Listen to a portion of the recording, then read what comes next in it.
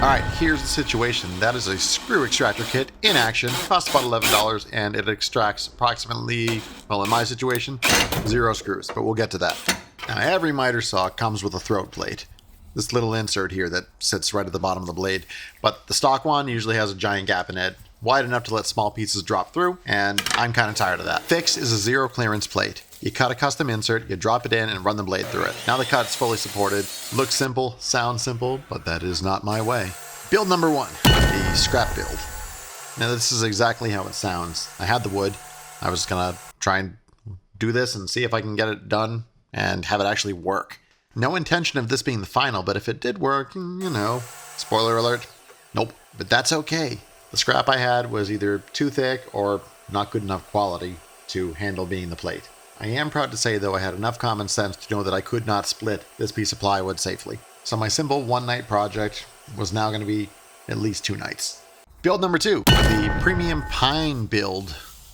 So I hopped by Lowe's on the way home from work and picked up a couple pieces of premium pine. They run about $5.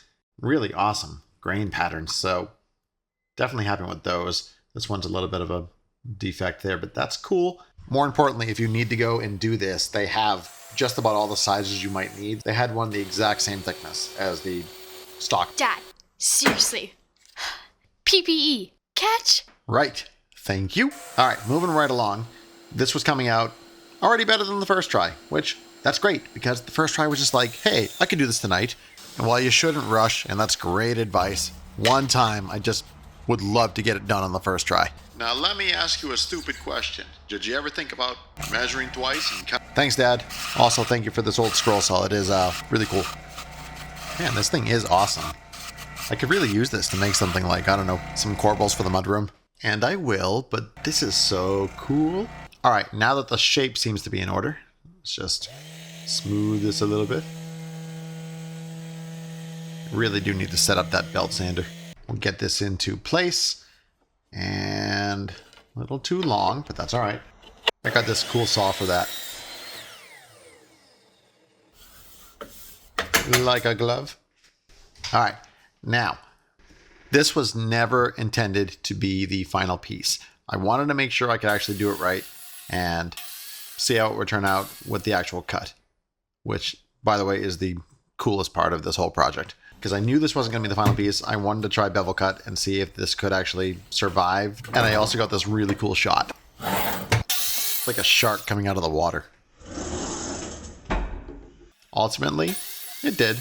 And the few times I really do that, I usually do the table saw for bevel cuts, so I'm not too concerned. Build number 3, the one with the wood grain that I like. Armed with the confidence of someone who was able to shape a piece of wood, I sprang back into action and destroyed part of my gripper. That's gripper with 5 R's. But there are 3 important things. Number 1, it wasn't my finger. Number 2, they reprint these parts, I can order a new one. And number 3, I always keep the stock push block nearby. Better this than my finger, any day. I forgot to slide that piece over. More on that on another video. But hey, I got the piece cut. Imagine if we could all do it this fast. Anyways, shaping the third piece was easier because I've done it twice before. Time had come to make some countersink holes. Busted out my Ezarc set, which I still love and has still held up, despite some suggestions that it wouldn't. Build 3 was coming along good. Things were shaping up to be put into place. Now this guy right here will be the star of this video in a minute. All right, got all the screws in place. We're looking good. And the most enjoyable part of doing one of these plates is actually making the hole. So I put some tape down this time for tear out. Also, if you've never tried frog tape for painting, I've been blue tape for years. I tried it once and I might be converted. Your moment of satisfaction. Ooh. And some fine tuning.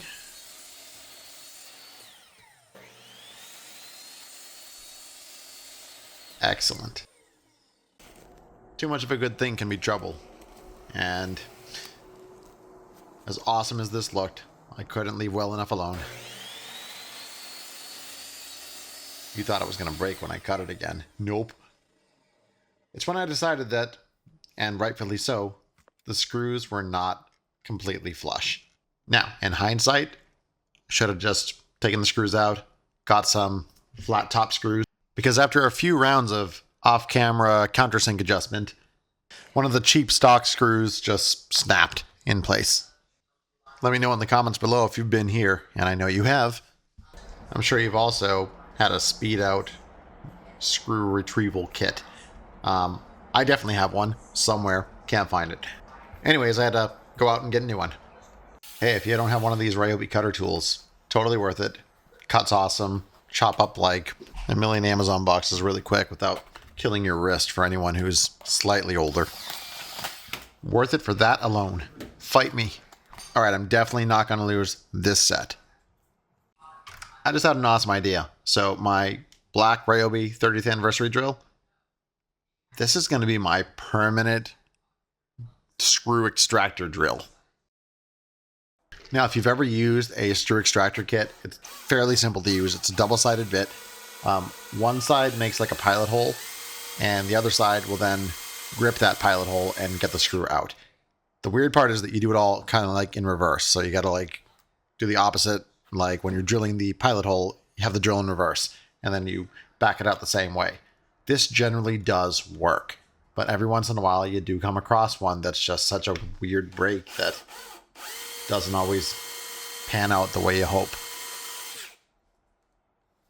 And it's exactly what happened to me in this case. We did hit the last resort here, and I did have to end up drilling out the screw that was stuck in there.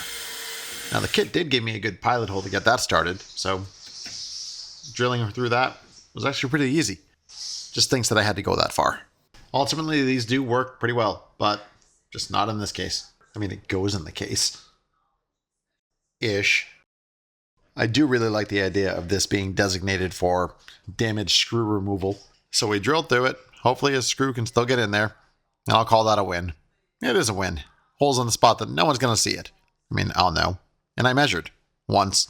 Well, version 3 is out. Version 4 is already in my head. Gotta fix the screw placement and make a shallower countersink. If you've made it this far, you've already seen worse woodworking than you'll ever do.